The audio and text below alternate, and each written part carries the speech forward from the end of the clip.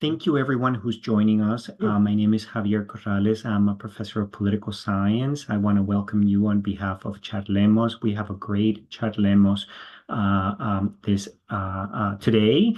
And before I introduce our speakers, they're going to be talking about Latin American responses to Trump's foreign policy. Before I introduce them, let me just say something about Charlemos. Charlemos is now it's been around since the pandemic, since June of 2020. We have had 28 of these sessions. I believe this is the second one that we have done this year. And most of these sessions are available at the website for the Center for Latin American Studies at the University of Pittsburgh. We record them and they are wonderful resources. It's a real opportunity to get to meet the authors of some of the most impactful research taking place in political science and affiliated disciplines. Today, we will be discussing issues pertaining to inter-American affairs and security studies, and we have a wonderful folks to help us understand what's going on in the region. First, I want to introduce the great Fabiana Perera. Fabiana is associate professor and researcher, specialized an adjunct at Georgetown University, but also a faculty member at the William J. Perry Center for Hemispheric and Defense Studies. She specializes in international security, Latin American studies, of course, and the intersection of gender and security.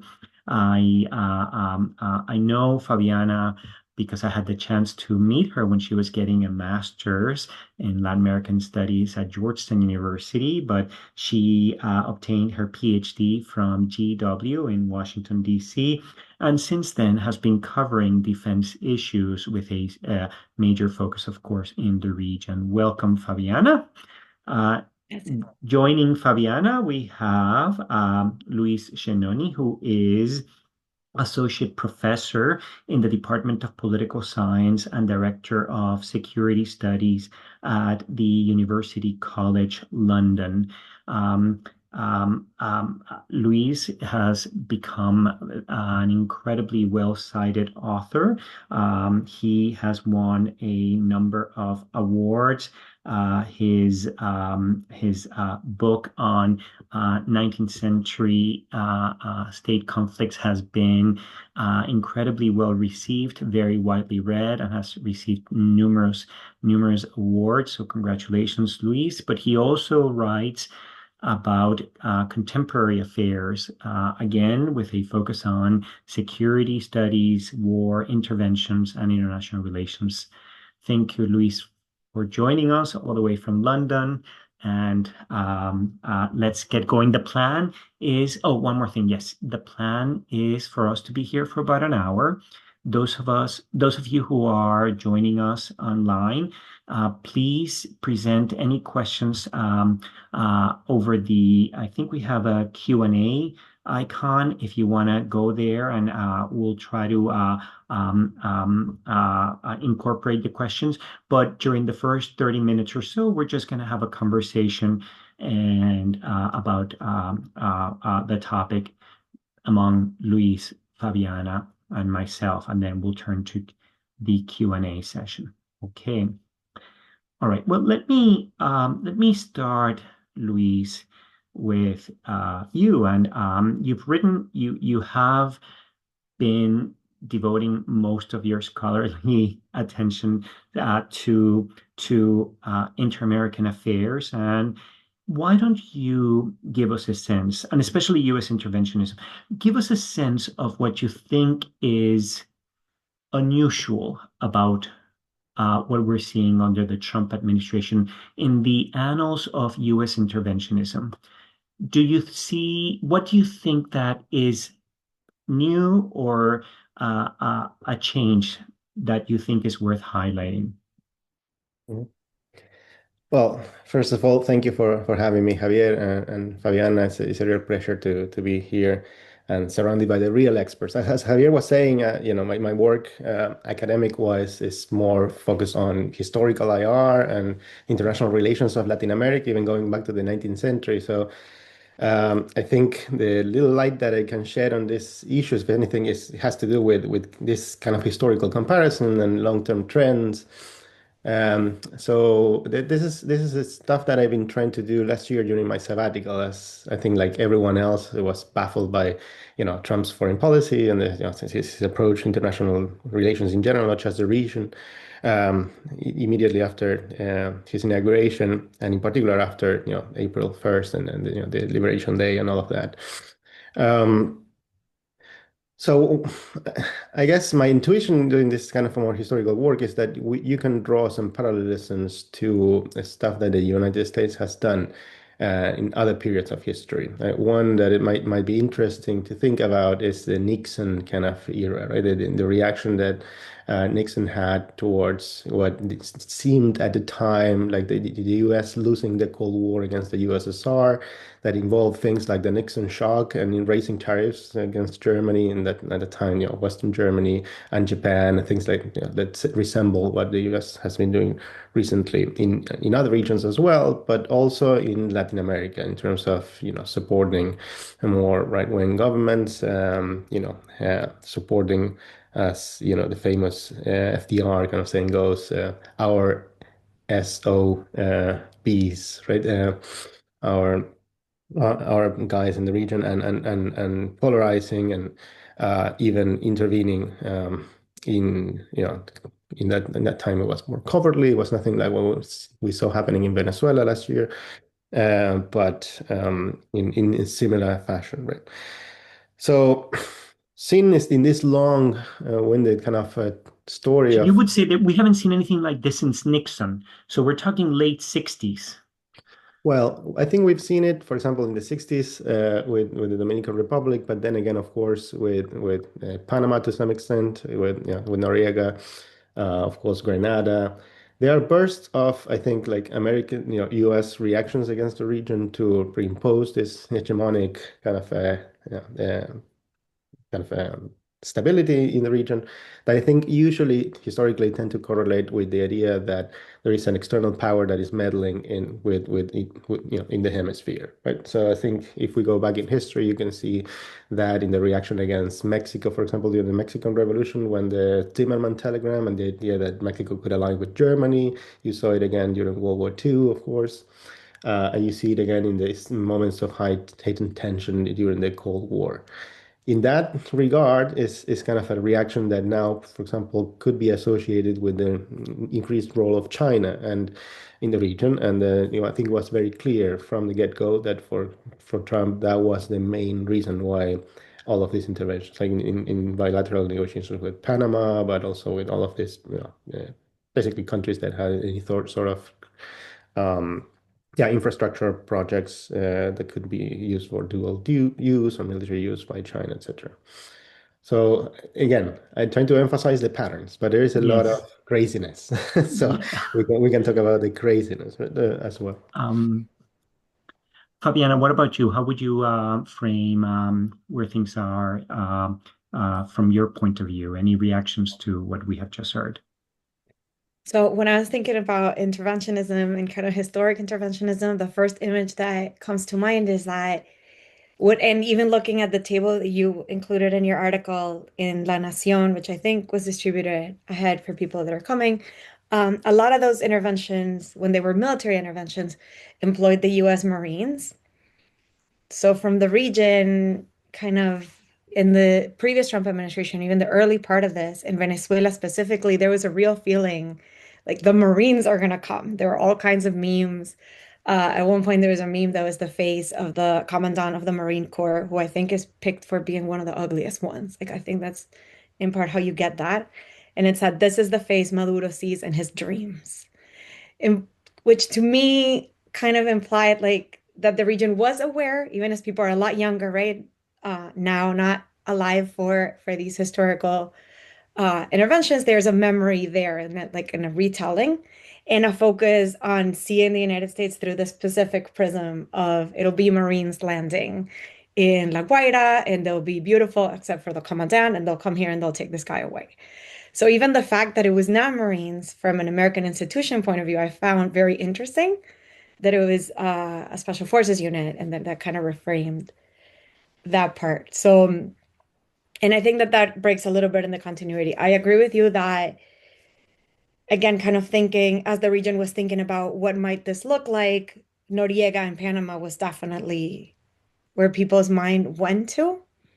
And we saw a little bit of that, and like it was a taken in the dark situation, but we're not seeing post Noriega Panama in Caracas yet. So kind of similar to you, see some patterns, some discontinuities, and a big part of that driven by the fact that the region has options now, um, in a way So, that's not USSR or the United States, but even the possibility to do, like in the Cold War, it was by definition zero sum, your Soviet Union or your United States.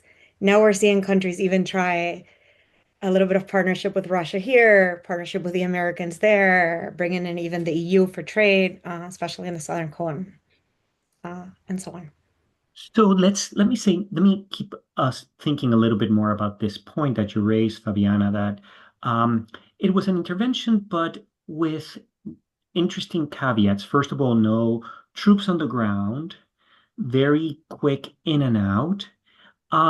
You don't topple your target, right? Normally, when there's an intervention, there's an effort to sort of like displace the bad guys. But here there was a quick peace agreement with the target. What do you make of that, Fabiana? And then I'll go to you, to Luis. Were you surprised by that outcome, or how would you reinterpret that outcome? I thought it was very cinematic, like almost like they're already thinking, how is this going to be made into a movie? Kind of the whole unraveling of events. And that it involved, I guess, leading up to it, even on January 1st of this year, it had a conversation where I said, like, I feel like Venezuelans are expecting this intervention. And I said, I honestly don't think the United States can pull it off. I don't think the United States has the presence on the ground and the intelligence to be able to know who the targets are and to carry out something of this magnitude. This is why you shouldn't say things out loud, because then on January 3rd, I was wrong and there was an intervention. But to your point, it seemed there was no hiding at the Vatican for 30 days. It was like, Right. oh, you caught me, is how I imagine this part of the movie is going to go. Let me go on the plane, and then there'll be this kind of prolonged trial process, and people will gradually lose interest in what's happening, which is, again, going back to Luis's point about Panama, kind of in sharp contrast to something that was dramatic all the way up to Noriega demanding prisoner of war status uh, for Yeah. his trial. Luis, because I know you know IR theory very well, and who knows if I am asking the right question, but this sudden change in Venezuela's foreign policy from balancing the United States to bandwagoning with the United States, and what do you make of it? What is the main lesson that you would draw about in the history of hemispheric affairs? What is your how should we interpret what we just saw? I mean, let me just Well, say this. The United States has had a much harder time getting the Iranian government to surrender. But in Venezuela, it surrendered almost a few hours. So what about all of this, and what does it mean about Latin American states quickly changing their foreign policy this way? yeah, I mean, I think the reason for this, for the fact that even without regime change and with the same people that are basically in power, there was a swift realignment, which I think is basically the same reason why, for example, Petro visited a couple of of weeks after the intervention, visited Washington and submitted to everything, Trump asked from him. It's simply that, in the Western Hemisphere, yeah, the preeminence of the United States, both militarily, but also in terms of the leverage that it would have with sanctions and other, economic forms of coercion, is so overwhelming that there is not much you can do. I mean, what was Venezuela going to do after this demonstration of power and prowess by the U.S. military after the capture of Maduro? Just continue to confront with the USS Ford deployed in front of their coast and shooting down ships. I mean, what was the U.S. then going to do next? And if you play the scenario, this is not like Iran, where you control the Strait of Hormuz and you are on the other side of the world, where you would need military bases to deploy power. You need to rally all of your neighbors around Iran to support your military efforts. This is the Caribbean, right? And some people made a big difference or a big point about this being talking about the big differences, right?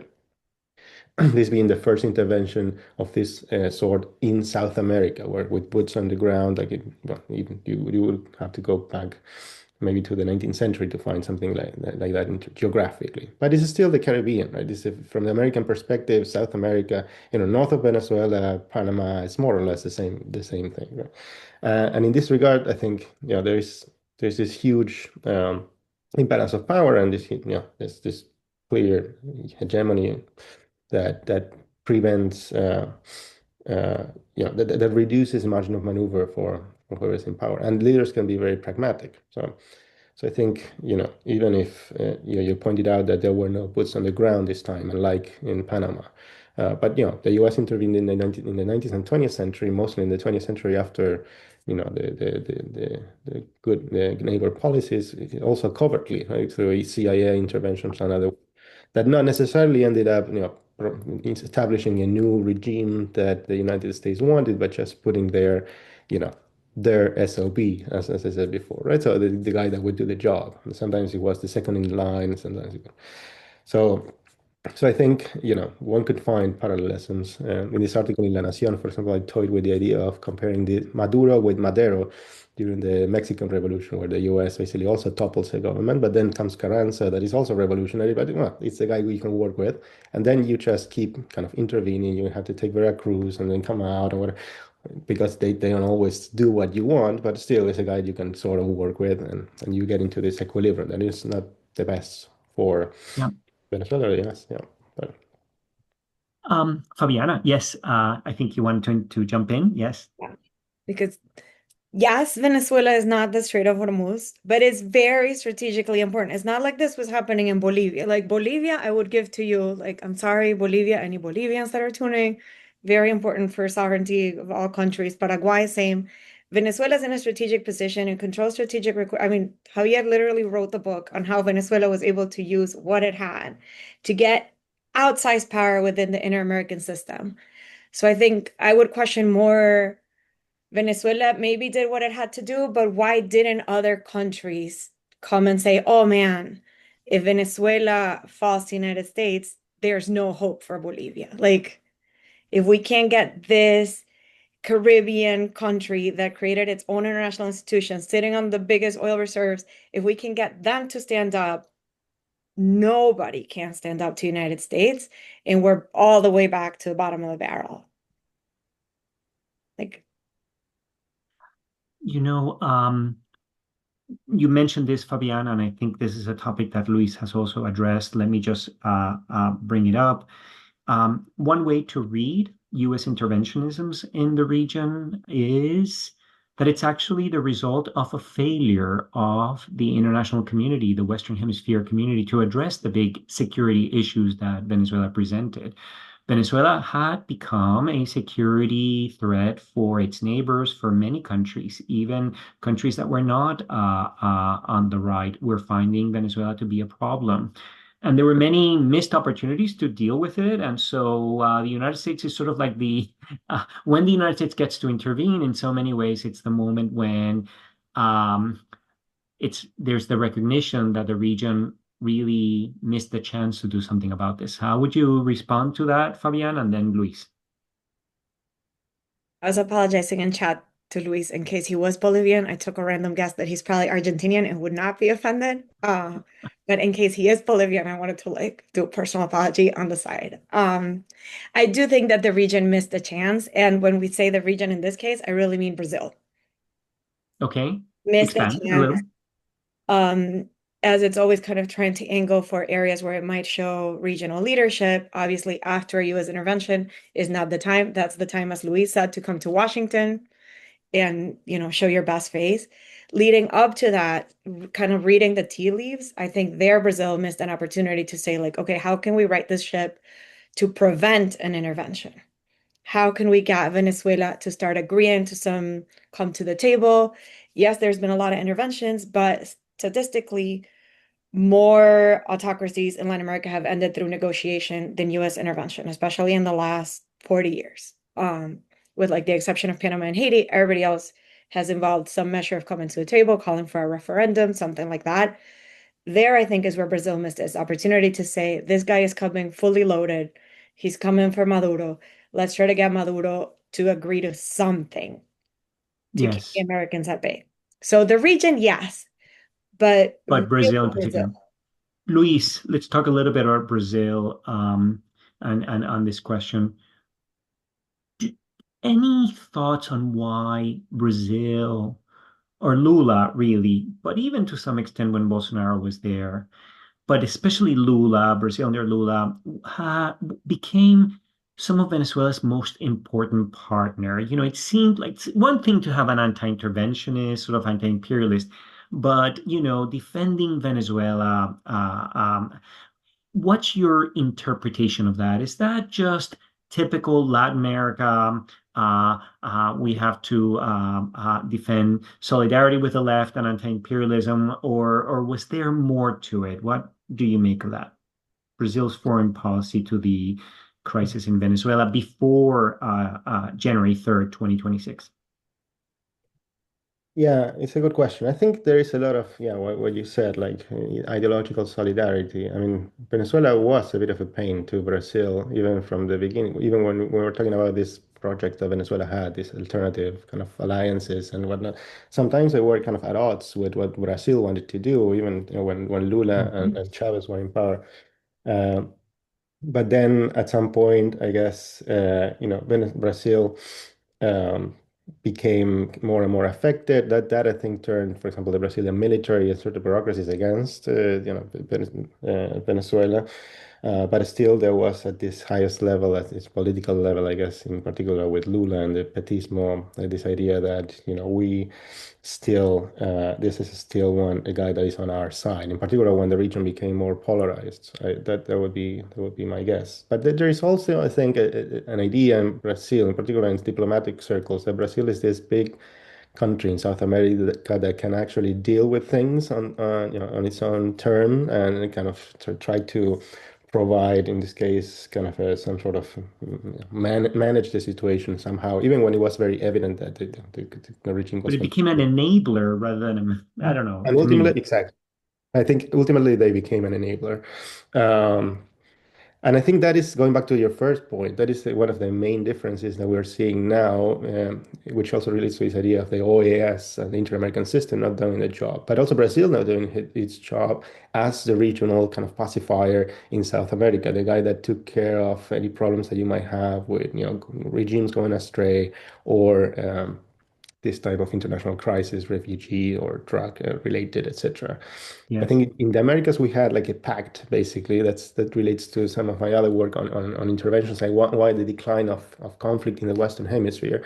We had kind of a pact with the United States, we kind of crafted during the FDR, good neighbor kind of context, where the US said, okay, we are withdrawing from Nicaragua, from Haiti, from this last 10-year, 15-year interventions in the Caribbean region, and we're accepting your non-intervention kind of principle that South Americans in particular are promoting, but you guys, you're going to help us keep this hemisphere in peace, right? And we're delegating, and this was done in the ABC, Argentina, Brazil, Chile, and other, but also other configurations of South American countries that took care of, for example, conflicts like the Chaco War, the Leticia War, then later on the Peru-Ecuador conflict, together with the United States, but a lot of delegation in Brazil.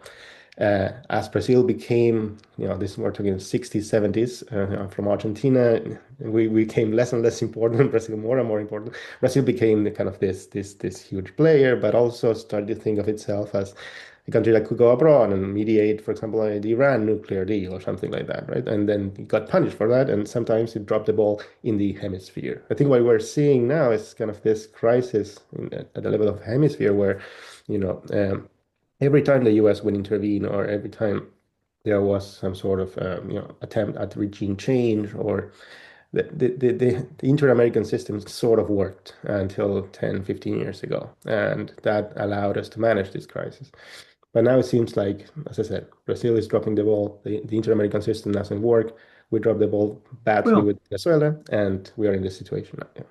I mean, it's important to remember that a great number of countries were very involved in trash talking the Luis Almagro tenure, Secretary General of the OAS. I think it was his title, when the OAS was trying to deal with the crisis of some of these regimes, and there was a concerted effort to undermine Luis Almagro and, by extension, the OAS.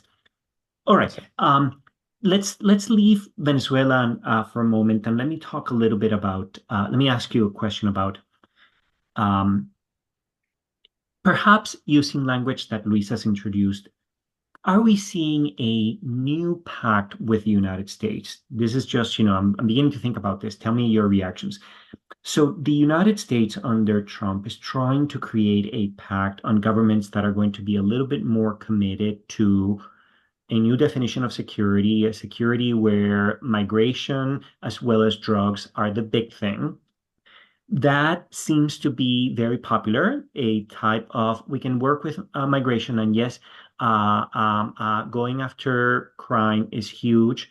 Bukelismo is super popular, super, super popular. But the request by the United States on the part of some of these Latin American countries to soften ties with China doesn't seem to be going that well. If you exclude Panama, and only to some extent, and if you exclude to some extent Mexico, even the most Trump-aligned far-right administrations in the region are not going along on this front. Tell us why that is, and whether it seems like Trump seems to be okay with this. Could it be that we are overstating the extent to which this is a sort of like a Monroe Doctrine moment? The Monroe Doctrine was the idea, keep the extra hemispheric actors out. Nobody in Latin America seems to be interested in keeping China out, not even those who are aligning themselves with Trump. And is this now something that Latin Americans are imposing on the United States? You can tell us everything you want, but China is staying. What do you think of this? I don't know who wants to go. Fabiana, Luis, tell us about U.S.-China Latin America relations. I can start because I love this topic. Go ahead. So I do think that and I've heard this from kind of leaders from the region themselves, that there's a sense that it was unfair for the United States, in addition to all the demands and interventions that they make in the region, as we were talking about before, to then come and impose restrictions on a country's relationship with China. And the specific objection I've heard is that in the US ourselves, we trade with China a lot, like number one or number two. So that it's hypocritical for a country that itself trades with China and recognizes China instead of Taiwan to then come and try to impose on other countries the inability to do that. And I think that that is very valid and a constraint that the United States needs to more explicitly acknowledge and explain why it's not the same for the United States to recognize Taiwan, for example, as it would be for Uruguay. Like, China's not going to come invade Uruguay if they did that, but it might be a trigger for World War III. I'm going to leave that part out. The measure that I would use for kind of seeing to what extent the region has an appetite for aligning with Trump on this issue is recognition of Taiwan. And whereas before I said, oh, Paraguay is like a non-strategic country, it is strategic in this respect, and that is the last remaining South American country to recognize Taiwan, yet because it's not strategic in any other way, it gets so little attention from the United States. So for me, like a high watermark for success would be Malay and Argentina say we're reconsidering relations with Taiwan. Like if he can't get that guy to do it, nobody like this is their one chance, I think. Luis, Yeah. you want to take this one? Yeah, I think so. This is as I agree with Fabiana, like super interesting topic, and we probably all are paying some attention to it. And but it has many layers, right? So I think what you said, Javier, regarding countries not being willing to sever ties with China in terms of trade, for example, that would be perhaps going too far, or recognizing Taiwan or something like that. What I think. But I think there are different aspects of these relations. I think Trump has been very successful at signaling that there are some critical infrastructure like port infrastructure, some for example, observatories and satellite kind of related technologies and stuff like that that are seen as dual use and are seen as kind of potentially pervasive or even undermining the American hegemony over the hemisphere militarily. And there's a lot of emphasis on reinforcing that. Than American control of this in this regard. So I think there has been a lot of compliance across the board along this more like military type um, of requests, let's say. Then you have countries that I think are critical to a broader strategy of decoupling by the U.S. You mentioned Mexico, for example, and in Mexico, of course, because of all the amount of goods that go through Mexico into the United States and the interdependence between these economies, of course, Mexico will have to probably align in terms of tariffs against China far more than other countries way more south that are not necessarily like that interdependent with the United States in this regard. But for example, when it comes to lithium or rare earth or critical materials, then the US has been trying to enforce, for example, anti-China kind of clauses in trade deals, like for example, the one with Argentina. And even the EU has been trying to enforce, in trades with in the Mercosur kind of EU agreement, clauses that perhaps could exclude certain type of regimes with certain characteristics or But is that Monroe Doctrine, Luis? Well, or is that just, give me a contract, exclusivity contract? What do you think? Well, I mean, Monroe Doctrine is strictly speaking, as I recall it, that the Western Hemisphere it cannot be a place for the intervention, in particular military intervention of extra-regional powers. So to the extent that it's basically enforces the military aspect more, and then there are different degrees to which you can be free to not align and trade with other partners in other regions. I think it is, it is Monroe Doctrine.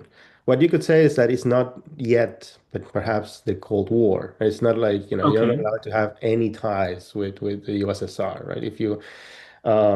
But definitely the United States is not going to allow us, and can tell you stories about, how this was dealt with in the London embassy in particular, for example, by Chinese aircraft, right? So when Argentina was considering this was completely out of the table because of the U.S. and also the Argentinian military in particular. But in this case, even during the the Fernandez kind of administration. So I think there are certain things that cannot be discussed. And we're not yet in the Cold War, but definitely there are elements of a Monroe Doctrine still in place. Yeah, I know. I mean, I remember reading about even in the Cold War, eventually the United States became a little bit more accepting of some South American countries trading with the Soviet Union and even receiving a little bit of, but you draw a line on certain issues, security issues. But good. Let me ask you another question, you folks. Those countries in the region that are thinking that it is in their best interest to align themselves with Trump right now, the truth is that most public opinion polls in Latin America show that Trump is not a popular figure in the sense, all right, he has supporters, but he also produces a lot of antibodies in the region, in some places more than others. And what does that matter? Does it matter when we think about the future of these right-wing governments in the region that are trying to align themselves? The fact that maybe, again, a security-heavy agenda is popular, but a Trump alignment policy may not be that popular. Does that matter? Does it play a role? Does public opinion play a role in security studies? Fabiana and Luis. I mean, I could mention Luis, simply yeah? to give Fabiana some time just to ponder on this. I think if you go to last year, without going any further, and you look at the midterm elections in Argentina and the role that Trump played during those, those elections in terms of, the importance of offering this support for the regime and of course this big bailout. I mean, definitely, whether Trump is in or out the U.S. government, whether he gets impeached or not, thinking about American foreign policy and the level of popularity that it has within and outside the United States are a big factor. Yeah, and as well as well, last year it was an asset for Milei. Next year, under different circumstances, or perhaps even this year, could be like a yeah, It comes with a lot of financial aid support. yes, for Yes. example, So but also it came with a nice side payment.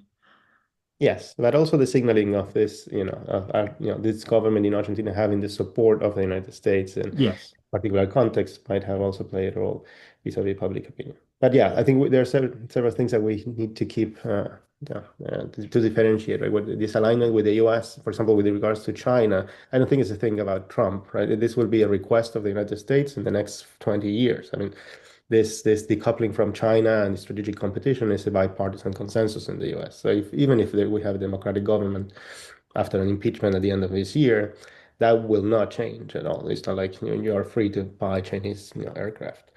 Now, yeah, I also am very critical of this ideological alignment with Trump, specifically, in particular when it comes to partisan agendas and other things that are not necessarily let's say, incumbent to the national interest of these countries.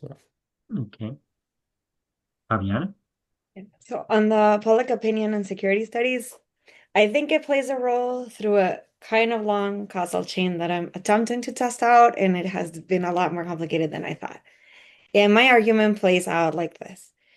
In Latin America, like we've been talking about, it's the region of peace, right? There really hasn't been interstate conflict since at least the Cenepa War in 95. And every US politician that goes to Latin America commends the region because it's a region of peace. Never mind that there's homicides and all kinds of other unpeaceful things. It's a region of peace. So why does a region of peace need a standing military? Why does Bolivia need a navy? I'm gonna beat down on Bolivia really hard today. Like, why does Bolivia need a navy and an army and an air force? Why does Paraguay need a navy? What is the point of that if it's a region of peace? So my idea is that in a context where, from a public opinion, budget constraint point of view, the mere existence of a security and defense institution is questioned constantly because there's just not enough of a clear need or a budget for it. The way to justify the existence of these, at least, is for the public to have trust in them.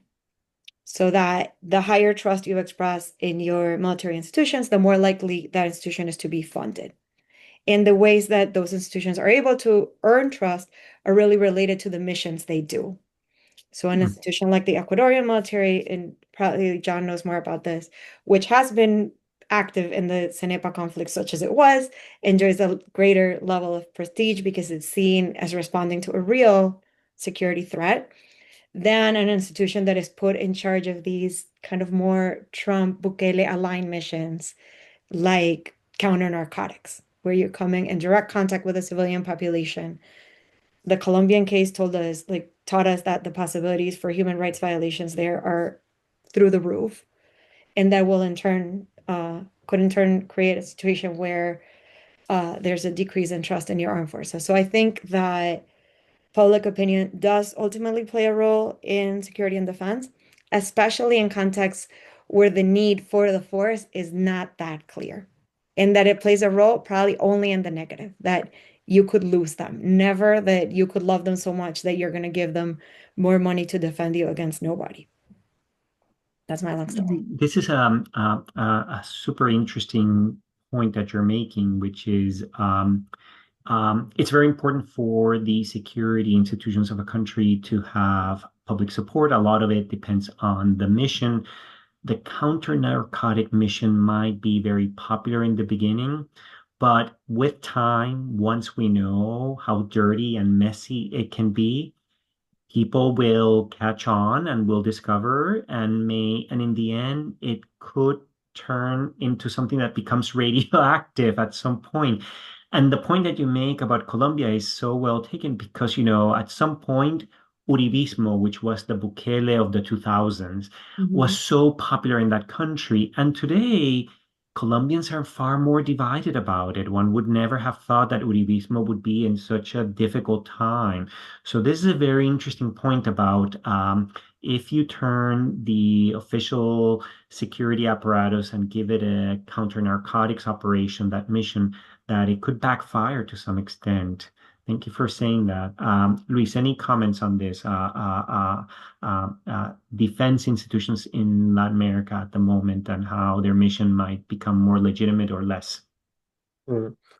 Yeah, yeah, I'm not sure, the only role of the military force officially, would be the defense of the country against foreign threats. And I think one of the main reasons, and this goes back to why, the US doesn't intervene and how we are able to maintain this hemispheric kind of stability. One of the reasons why we don't have wars in the Western Hemisphere has to do precisely with, both, American hegemony over the rest of the region, and also this embeddedness of this hegemony in a lot of norms, in particular within the Inter-American system. But before them, in the Pan-American Union, we already had all of these norms for arbitration and other things that control this kind of conflict. Right now, once this international conflict is controlled by virtue either of this big brother in the north or these institutions that we built in the Western Hemisphere, then the military have other functions. That's what Fabiana was saying. In Colombia, they're necessary for fighting a civil war, and they will continue to be so. But also they could perform these other type of functions that you, Javier, were pointing to. Yeah. It just So, oh, sorry. I didn't mean to cut you off. no, yeah, I think this is actually a point that I make in my book about the legitimacy of our states and our militaries, but also in the lack of in state formation and the development of state capacity. To what extent, to the extent to which you can be successful in fighting these threats and this external kind of threat or internal threats, that could determine the legitimacy of these institutions and therefore their strength in the future, right? So I wouldn't be in Colombia is a case where you could argue that there has been some strengthening of the military and also, for example, fiscal capacity in Colombia as a product of the conflict. In general, it's true. I think what you highlight, that when it comes to combating drugs in the Western Hemisphere, this is not a history of success, and therefore it has mined the legitimacy of the security forces. Yeah.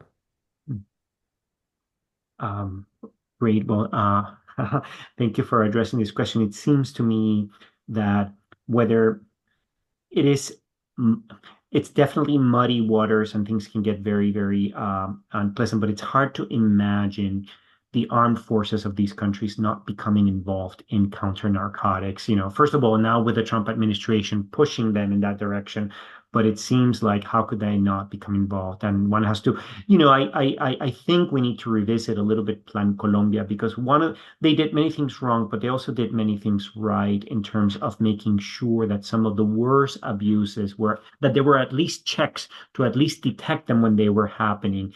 And I'm a little worried that we are being too lax in this moment with those checks, that we want bucalismo, venga lo que venga, pase lo que pase. And there would be a big Fabiana? challenge for the US, because going back to a point about competing with China, we want to compete with Latin America. The United States wants to be the one that provides security and trains the military forces. Absolutely. They definitely do not want that space for China. But our military doesn't have a counter-narcotics mission the way that El Salvador has a counter-narcotics mission. So how can the US then position itself as the trainer, as the partner, that is going to come fill in this void when it's something that is handled very differently domestically and not an area of success. Fascinating. Yeah, I never thought of that. And so what, so for example, the U.S. Southern Command, how do they approach this issue of armed forces and counter narcotics in Latin American with Latin American counterparts, since they don't have a lot of experience with that?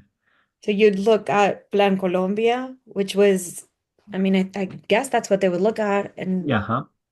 there being just an enormous blank check matched by Hmm. an enormous blank check on the Colombian part. Yeah. There are conditions that might not be present today in nearly any other country. And then trying to calibrate that right fit. Latin American countries are doing a version of that calibration too, even as we look at Mexico, for example, and the creation of their National Guard as a hybrid force, which can be Yeah. seen either as like a demoting is not the right word, but like, yeah, bringing the army, part of the army down closer to the civilian population or like a police plus plus.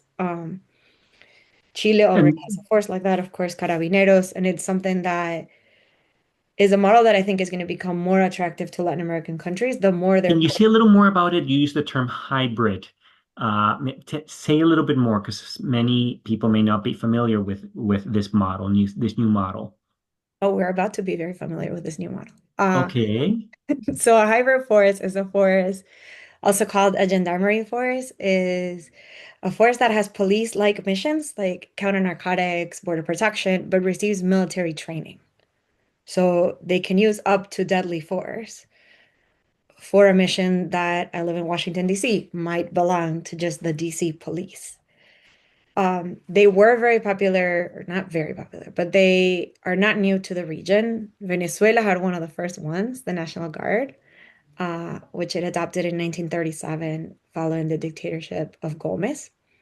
And that was inspired by the Guardia Civil in Spain. And it's kind of this middle ground Oh, model. wow. Case of Venezuela, I don't have to tell you, that ended up being the first one to corrupt because it already had this tie-in to the civilian population. So that is one concern, is that it's the prime candidate for not democratic. Another one is it's the prime candidate for human rights violations because you're putting them to do some hard things with not a lot of great examples of success. But it is something where I don't know if the region is moving towards that. It's not like every year a new country adopts it, but it is an interesting model, and one that I think fits some of the challenges that the armed forces are being asked to respond to, and one that would put the US in the difficult position to say, what do we do with this? Can we sell them F-16s like we sold the Argentinians? Probably not. But do we just give them like whatever that thing is that the police carry? Also not appropriate. So how do we operate in this space? How do we provide good training to make sure that they don't go to an alternative provider like the Russians? Right. Um, because I'm guessing the United States should play an important role here. Do you sense doesn't do, does do you, Fabiana, or do you, Luis, feel that with the war in Iran, whatever attention was being given to the region or these issues of security, we've lost the bandwidth, or on the political will? Where do you see, has the Iran war changed a lot of what you were seeing during the first 10, 13, 14 months of US Trump policy toward the hemisphere, where there was so much talk of attention to the region? Yeah. Yeah, I definitely think so. I think there was like a escalation throughout the first year of the Trump administration. Clearly, we started with the tariffs, and then they moved to Yeah, in sanctions, Panama and yeah, all of that. But then it moved to sanctions against individuals, like this member of the Brazilian Supreme Court, some of the members of the Petro administration, and then it moved to shooting down, lanchas in the Caribbean, in the case of Venezuela, and the intervention in Venezuela. After Venezuela, I think what we've seen is a sort of alignment of the region of governments like Petro, but we also see it with conversation with Lula in December.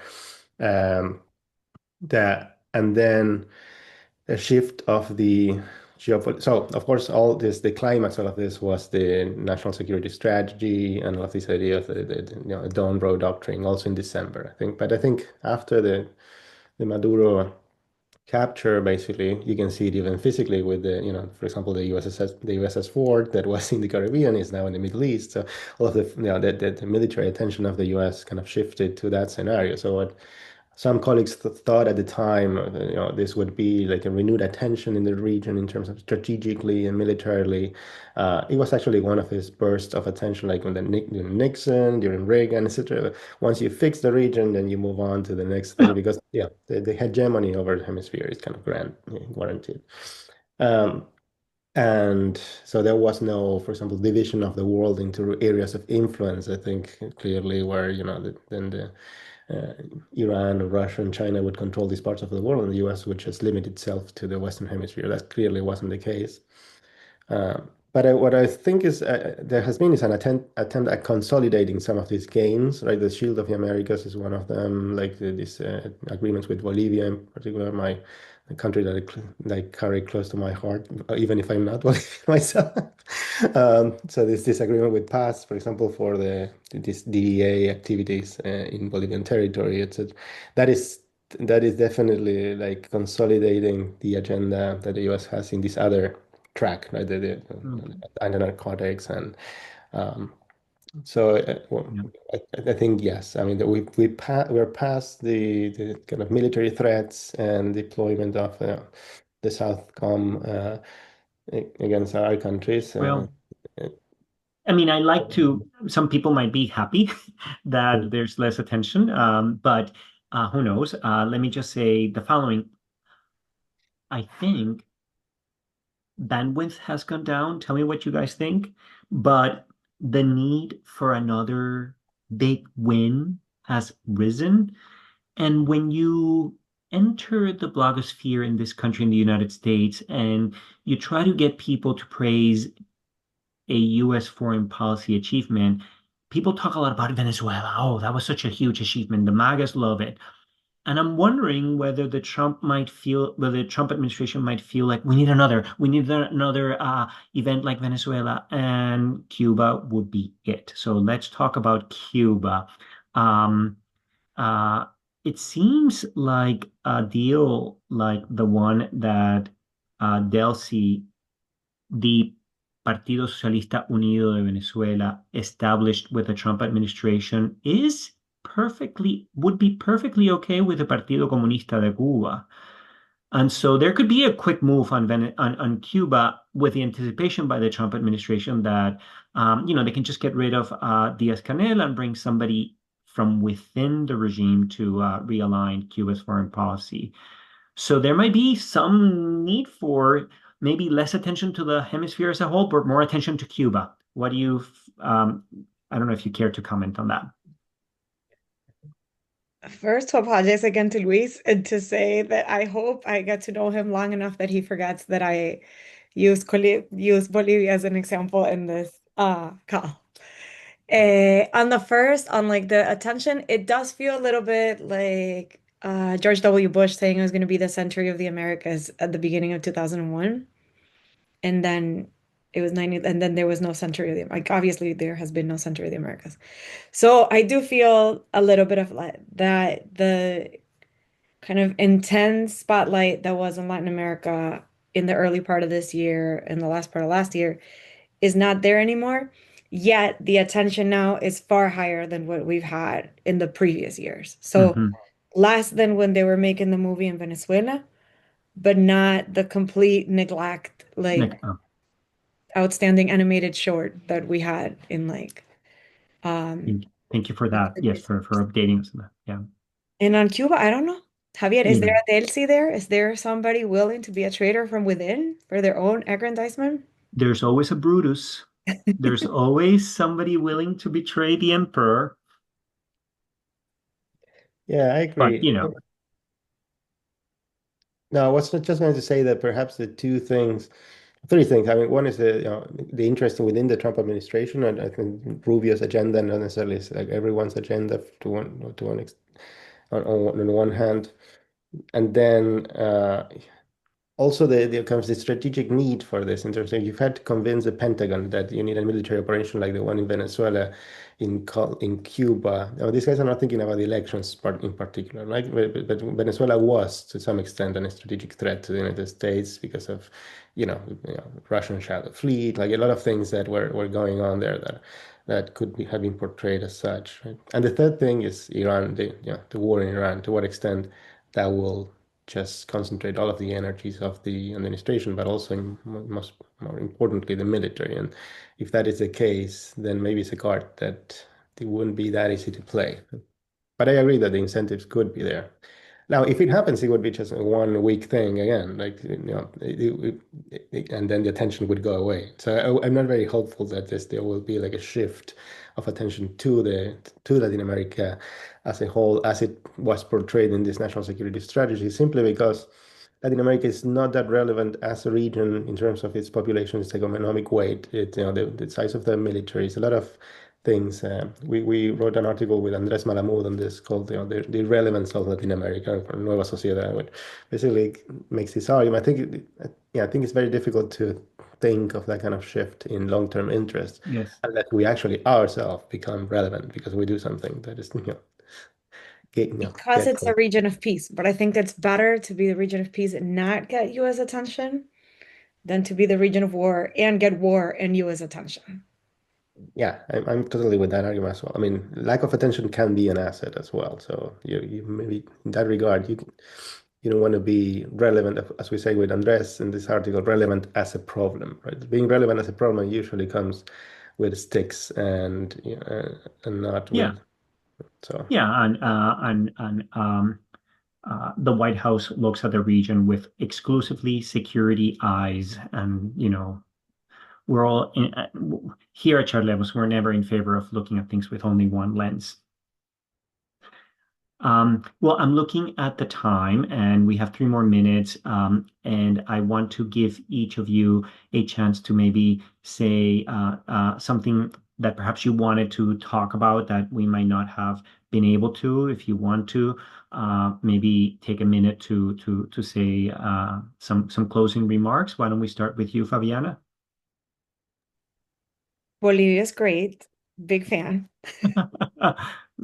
I will be reorienting all maps so that Bolivia is shown at the top. No, I think if I had to say one thing, it would be kind of encourage people, students especially, to keep looking at Latin America. It never pays off to look at the thing that's the problem in the moment. By the time you graduate, then that's solved. Look at Latin America, even if the US doesn't always recognize it, is always going to be important because it's the closest one. And without the region being what it is, and without being a region of peace, there would be no superpower. The US would not be a superpower. If the US was constantly having to fight Honduras and Bolivia, it would not have risen to where it rose. So do Latin America. It's cool. Luis? Yeah, I couldn't agree more with the statement about Bolivia, an amazing country, and as every other country in Latin America, really. So I agree with Fabiana. To students, continue to study the region. It's irrelevant, but every once in a while, it's at the forefront of the news. And even if it's strategically relevant, a very, very interesting region because it can be, again, in critical moments, it can become very important from its international security kind of perspective that we are. And nowadays, I think, it's for Latin Americans we are kind of condemned to live in this irrelevant region. I mean, it is a critical moment where we have to decide whether, which type of relation we want to have with the United States in this changing geopolitical moment. I think, there are two things that to be considered whether, this is, are we looking at the decline of the United States, globally and also in the Western Hemisphere, in which case we probably should look to China with our eager eyes, or are we, drifting into a new kind of Cold War between the United States and China and the reinforcement of this hemispheric hegemony of the US, and therefore perhaps it's a good idea to think about this with Cold War kind of mindset and think about an alignment as a smart strategy in that context, but also always aware of the margins of maneuver, right? As Javier was saying, that this doesn't mean that we're going to sever links with China in all regards. So I think there are lots of super interesting questions to be asked. And to be answered, and then perhaps giving a good answer to those questions can make our countries more relevant in the future, can allow us the margin of maneuver to develop, to generate wealth, and to become once more what perhaps Latin America was a century ago, which was like a relevant part of the globe where that had also a stake in contributing to not just regional peace, but world peace, international institutions, a lot of nice things that came out of this region.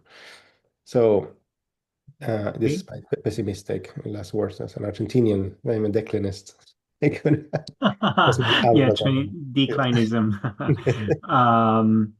Great. Well, look, I want to say, just from a personal point of view, I started graduate school at a time when there were many people that were very interested in security studies and Western Hemispheric studies.